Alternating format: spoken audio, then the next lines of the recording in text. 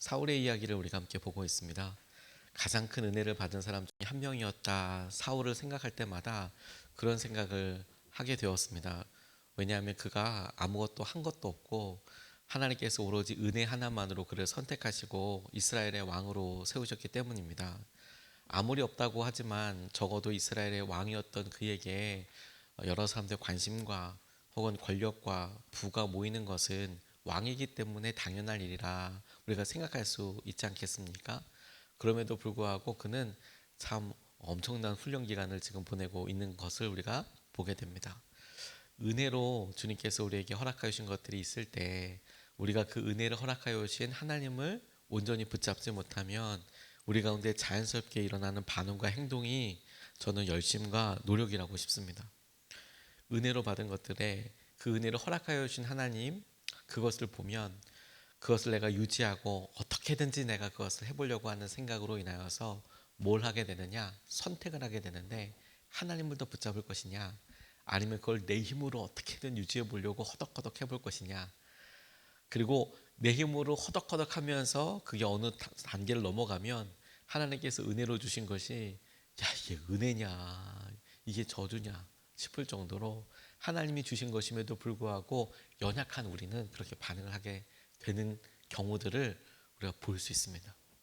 사울을 통하여서 우리가 유심히 보고 있는 것은 하나님이 그를 선택하셨을 때에 그의 은혜, 그가 어떻게 이런 은혜를 받았을까, 이런 궁금증과 함께 이런 큰 은혜를 받았으면서 그는 왜 유지하지 못했을까, 이런 것과 함께 또 저는 말씀을 읽어가고 또 통독을 계속하면서 갖게 되는 자연스러운 질문은 그가 사무엘상에 이렇게나 길게 소개되어 있고 그리고 나중에는 다윗과 함께 비교되어서 계속 생활하는 부분, 다윗은 이랬고 사울은 이랬다, 이런 부분들이 꽤 겹쳐서 오랫동안 등장하게 되는데 이렇게 길게 소개한 이유가 단순히 반면교사라뿐만이 아니라 하나님께서 사울을 끝까지 기회를 주시고 이끌어 주시고 하나님께서 그에게 거듭 말씀하시고 하셨던 것도 여전히 하나님은 끝까지 사울을 은혜로 대하셨구나. 그 모습에서 우리가 가만히 보니 다윗의 어떤 모습을 배워가고 그리고 사모하면서도 실제 우리 삶이 사울과 비슷할 때의 이런 모습을 본다면 우리가 얼른 깨닫고 하나님이 원하시는 일이 무엇인지를 깨달을 수 있겠구나, 이런 생각을 좀 많이 해보게 됩니다. 오늘 본문 말씀에서도 사울이 30살에 30살에 왕이 됐다 이렇게 이야기하고 42살 42년 동안 왕좌에 있었다, 이스라엘을 다스렸다 이렇게 이야기하지 않습니까? 그러니까 사울이 왕좌에 있었던 시간이 짧지 않았어요. 42년이에요. 42년이면 우리나라 웬만한 왕들보다도 더 긴 재위 기간을 가지라고 할 수 있겠습니다. 42년은 굉장히 긴 기간 아닙니까?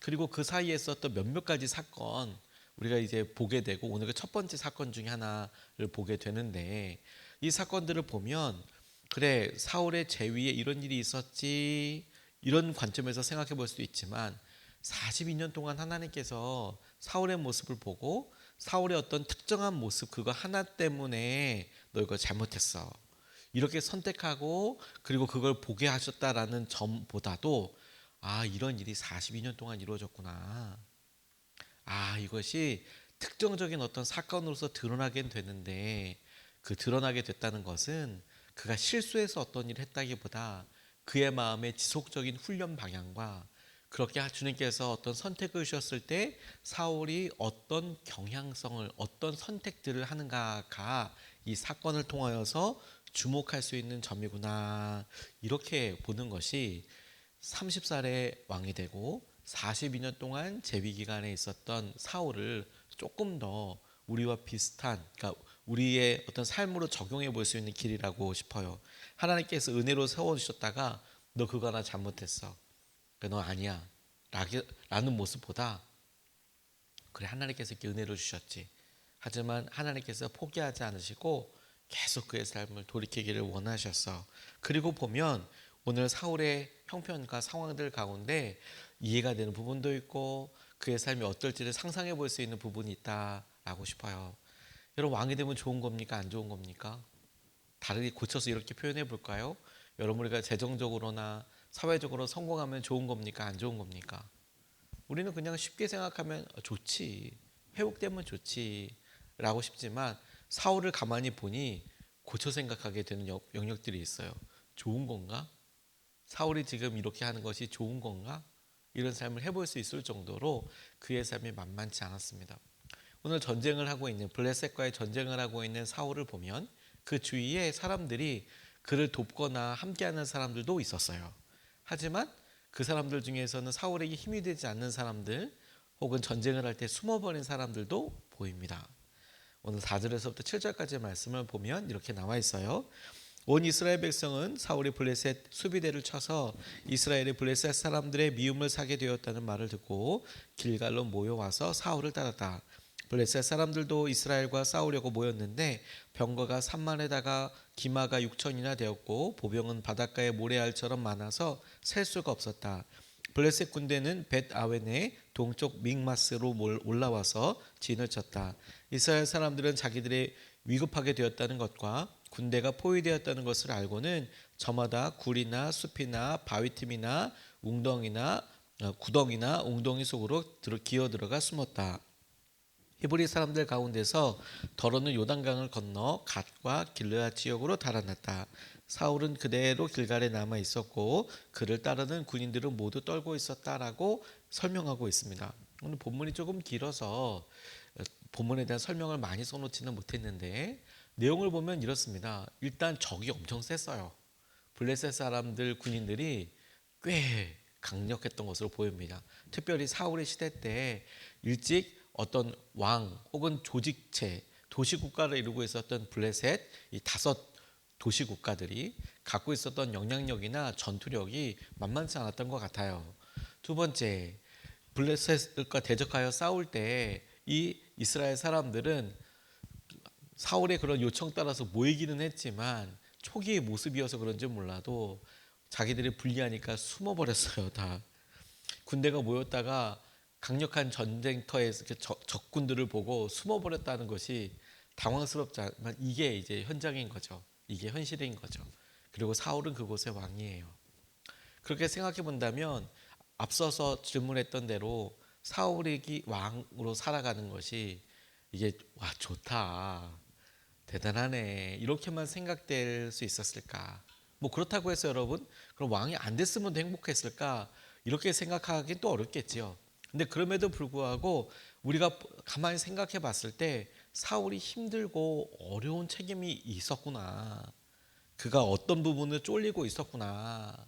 그러니까 그만큼의 책임감을 가지면 하나님께서 은혜로 선택해 주시고 그에게 어떤 직분과 그에게 어떤 일을 맡겨 주셨을 때 그 일은 참 기쁘고 은혜이면서 동시에 그 일에 대한 막대한 책임감과 어려움도 사울만 알 수 있는 어려움도 있었겠구나. 왜 이스라엘 사람들은 왕만 뽑으면 왕이 싸울 거라고 생각했거든요. 그런데 이 전쟁은 혼자 싸우는 전쟁이 아니라 모두가 다 싸우는 전쟁이잖아요. 그러니까 사울은 정말 어떤 면에서 죽을 맛이죠. 너무 힘들죠. 너무 힘들죠. 그런데 여러분 이런 것들을 보면서 우리는 사울과 그리고 그의 삶에서 하나님께서 어떤 부분들을 주목하게 하시는지를 말씀을 통해서 꼼꼼하게 살피게 되는데 사울이 처했던 어려움, 그래 블레셋은 그렇게 강대하고 이스라엘 사람들은 어떻게 보면 겁장애처럼 다 숨어버리고 그리고 사울에게는 같이 싸울 수 있는 사람도 없어 보이고 하게 됐을 때 앞서 말씀드린 대로 은혜로 주님 앞에 서는 사람들이 어떤 선택을 하게 되는 거예요. 어려움을 겪게 됐습니다. 은혜로 이 자리에 오게 됐어요. 그랬을 때 이 은혜를 허락해 주신 하나님을 계속해서 의지해 나갈 것인가, 아니면 내가 은혜로 이곳에 왔지만 어떻게든 내 능력과 어떻게든 내 어떤 영향력과 어떻게든 내가 할 수 있는 일들로 버둥버둥하면서 그렇게 나갈까. 그리고 우리의 육신의 힘과 어떤 책임과 우리가 하려고 했던 어떤 영역들을 지나고 나면 반드시 한계와 하나님 앞에서 멀어지게 되는 선택들을 하게 될 수 있다라는 점에 그 시작점을 사울을 통해서 저는 보게 된다고 싶어요. 은혜로 받은 것들이 있는데 그런 은혜로 받은 것에 있어서 하나님께서 우리에게 허락하신 것은 하나님을 더 의지하게 되는 것, 그것이구나. 다윗에게는 꽤나 긴 광야 생활이 있었습니다. 그가 아버지의 몇 마리 되지 않는 양을 볼 때에도 그의 생활이 들판에서 양들을 보냈으니까 쉽지 않았겠지만, 확실한 것은 사울에게 쫓겨다닐 때는 광야에서 계속 돌아다녔거든요. 그래서 다윗을 하나님 앞에 겸손하게 만들 수 있었던 훈련 과정 중에 가장 핵심적인 부분이 뭐였냐면 이 광야 학교, 고난의 학교였어요. 그렇다면 사울에게 있어서 광야처럼 느껴지고 고난의 학교처럼 여겨지는 것은 언제일까요? 바로 지금이죠. 바로 지금이라뇨. 왕인데, 왕이니까 겪게 되는 어려움이죠. 나를 도와줄 사람 없고, 내가 할 수 있는 적은 강대하며, 그리고 나는 연약해요. 그러니까 사람들마다 광야의 모습이 조금 다르겠네요. 사울에게 있어서 이 광야의 모습은 사람들이 부러워할 만한 그곳이 사울에게는 광야네요. 광야. 힘들고 어렵고 낙담하고, 그럴 때 무엇을 선택하는지를 하나님께서 우리에게 보여주신다고요. 그래서 여러분, 이런 일들에 그렇게 어렵구나, 힘들구나, 그래서 사람마다 어려움의 종류가 다르구나, 그렇게 생각해 보지만 오히려 그러면 그 어려움과 두려움이 가리키고 있는 방향이 어디인가를 보면 하나님을 의지하는 선택을 하냐, 다시 말해서 믿음의 선택을 하냐, 아니면 그런 기회들에 내가 살려고 힘들고 노력하고 그런 길로서 점점 더 어려워지냐. 아무런 노력을 하지 말아도 된다는 게 아니라 그 본질과 핵심을 이야기하는 거예요. 오랜 시간이 걸렸다고 했잖아요. 자기의 열심과 마음이 계속해서 자기의 삶을 주도하게 될 때 선택은 점점 더 하나님을 의지하는 믿음의 선택이 아니라 어느 순간 내 힘과 내 의지와 내 사람과, 그 다음에 자기도 모르게 신압으로 알게 모르게 떨어져 버리게 되는 거죠. 사울이 바로 그 모습을 보여주고 있다고 싶어요. 누가 뽑았어요? 하나님이 뽑았어요. 누구를 의지해야 돼요? 하나님이죠. 그리고 그런 일에 대해 그가 하나님을 온전히 의지하지 못하고 있었다라는 것을 단편적으로 보여주는 예가 이어서 나와요. 그가 기다리지 못했죠. 기다림이 순종일 수 있다라고 이야기할 때 그가 하나님을 온전히 의지하고 믿지 못했다라고 볼 수 있는 점이 오늘 하나님께서 일하실 여러 일들에 대해서 그가 보였던 행동을 통해서 나타납니다. 그에게 믿음이 어떤 식으로 보여지느냐, 기다리지 못해요. 그가 8절에서부터 14절 말씀이 이렇게 길게 설명되어 있는 이유가 저는 어떤 마음인지 알려주기 위함이라고 싶어요. 이렇게 나와 있습니다. 사울은 사무엘의 말대로 이랫 동안 사무엘을 기다렸으나 그는 길갈로 오지 않았다. 그러자 백성은 사울에게서 떠나 흩어지기 시작하였다. 사울은 사람들을 시켜 번제물과 화목제물을 가지고 오라고 한 다음에 자신이 직접 번제를 올렸다. 사울이 막 번제를 올리고 나자 사무엘이 도착하였다. 사울이 나가 그를 맞으며 인사드리니 사무엘이 꾸짖었다. 임금님이 어찌하여 이런 일을 하셨습니까? 사울이 대답하였다. 백성은 나에게서 떠나 흩어지고 제사장께서는 약속한 날짜에 오시지도 않고 블레셋 사람을 믹마스에 모여들고 있었습니다. 이러다가는 제가 주님께 은혜를 구하기도 전에 블레셋 사람이 길갈로 내려와서 칠 것 같은 생각이 들어서 할 수 없이 번제를 드렸습니다. 사무엘이 사울에게 말하였다. 해서는 안 될 일을 하셨습니다. 주 하나님이 명하신 것을 임금님이 지키지 않으셨습니다. 명령을 어기지 않으셨더라면 임금님과 임금님의 자손이 언제까지나 이스라엘을 다스리도록 주님께서 영원토록 굳게 세워 주셨을 것입니다. 그러나 이제는 임금님의 왕조가 더 이상 계속되지 못할 것입니다. 주님께서 임금님께 명하신 것을 임금님이 지키지 않으셨기 때문에 주님께서는 달리 마음에 맞는 사람을 찾아서 그를 당신의 백성을 다스릴 영도자로 세우셨습니다. 라고 사무엘이 사울에게 이야기하는 장면을 보게 됩니다. 길게 설명하고 있는 이유 중에 왜 이렇게까지 길게 설명하느냐, 우선 첫 번째로 생각해 봐야 될 게 사울이 예배드린 것 자체가 잘못이냐, 그렇지는 않을 겁니다. 왜냐하면 그도 보통 사람들이 산당에서 예배를 드리듯이 하나님께 예배하고, 그리고 레위기에 보면 예배하는 방식을 보면 제사장이 하는 일들은 그 예배를 드리러 온 사람, 제사를 드리러 온 사람이 직접 그 제물을 잡고 고기에 각을 뜨고 막 이렇게 할 때 그 잡은 그런 재물들을 그 번제단으로 가져가는 역할만 했어요. 그러니까 실제로 예배를 드리고자 하는 사람이 거의 모든 일을 했단 말입니다. 그러니까 사울뿐만이 아니라 이스라엘 모든 사람들이 그렇게 하나님께서 정하신 예법대로 예배를 드렸어요. 그러니까 예배 자체 드렸냐 안 드렸냐 이게 중요한 이슈가 아니고 왜 드렸냐 이게 중요한 이슈인 거예요. 첫 번째로 사무엘이 7일 만에 오겠다라고 이야기한 것을 통해서 알 수 있는 것이 사무엘이 이 전쟁 혹은 이 일에 대하여 먼저 어떤 뜻을 전했구나. 그리고 그 7일 동안의 기다림을 통하여서 무언가 훈련 혹은 어떤 의도가 있었구나. 그리고 이때 사울에게 요구한 것은 무엇이냐면 이 일에 자기는 알지 못하지만 사무엘과 사무엘을 통해서 역사하실 하나님을 의지하고 기다리는 것이 훈련이었구나. 이 전쟁을 이기는 것 관련돼서 네가 하는 게 아니라 기다리는 거야. 하나님께로부터 할 일을 보는 거야. 그 통로가 사무엘이었던 거죠. 그리고 사무엘이 와서 하였던 일이 뭐냐면 하나님 앞에서 전쟁 전에 함께 같이 번제와 화목제물을 드리고 이 전쟁의 시작과 함께 나타날 때 그것이 의미하는 바가 뭐냐? 하나님께서 이 전쟁을 이끌어 가신다라는 거예요. 그런데 그가 먼저 이렇게 예배를 제사를 드려버렸으면 어떤 일이 될까요? 뭐 어떤 부분에 어떤 강하게 지금 이렇게 푸시를 받고 있는 거예요. 사람들이 흩어지는 것을 보고 어떻게든 내가 해봐야 돼. 어떻게든 내가 이걸 지켜봐야 돼.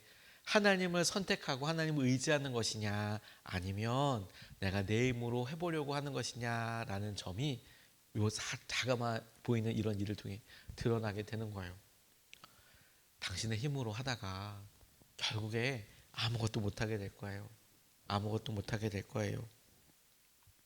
하나님을 향한 기대와 믿음이 어느 순간에 희미해지고 백성들을 보고 조바심을 내었고 사무엘을 기다리지도 못하고 사울에게 있어서 이 긴 기간을 보낼 때 이게 다윗의 광야 같은 시절 같은 거라니까요.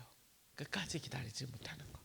하나님을 의지하는 법, 하나님을 온전히 믿어가는 과정, 이게 사울에게 지금 있어서 이 사울의 광야 같은 학교 혹은 사울이 만들어져가는 학교의 중심이 바로 그거였어요. 하나님을 그때에도 의지할 수 있는가? 하나님을 그때에도 의지할 수 있는가? 다윗은 그가 그일라라는 곳으로 갔을 때 심지어 그 사람들 도와줘요. 근데 그가 하나님께 묻습니다. 이 사람들이 나를 사울한테 넘겨줄까요? 그렇다. 그래서 떠나갈까요? 또 더 가라. 그렇게 물어봅니다. 아니 절체절명의 사울이 지금 자기 잡으러 오는데 그 물어보고 있어요. 이게 차이점인 거예요. 이게 딱 보면 몰라가 아니라 딱 보면 몰라 하나님이 어떤 계획하실지. 그래서 하나님께 의지하고 나아가는 거예요. 그리고 그런 모습을 통해서 사울의 모습이 더 분명히 나타나는 거죠. 하나님이 이 상황에서 뭘 원하고 계셨나? 하나님을 의지하기 원하셨구나. 조급하게 서두르지 않고 하나님을 붙들기 원하셨구나. 저는 그런 의미에서 여러분 사울의 모습이 다윗의 모습이 어떤 모습, 우리 따라가야 될 모습 중에서 어떤 모습을 보여준다면 다윗 자체가 완전하지는 않습니다. 그도 밧세바 사건이나 여러 일들에서 어려운 모습을 보여요. 하지만 사울의 모습을 보면서 우리가 엉겹결에 따라가다가 우리가 이런 똑같은 일을 가고 있네 라는 모습을 보여준다고 싶어요. 그래서 오늘도 우리가 마음을 스스로 흔들어 깨워서 주님을 의지하고 주님을 기다리고 주님의 말씀을 온전히 붙잡는 하루가 될 수 있으면 좋겠습니다.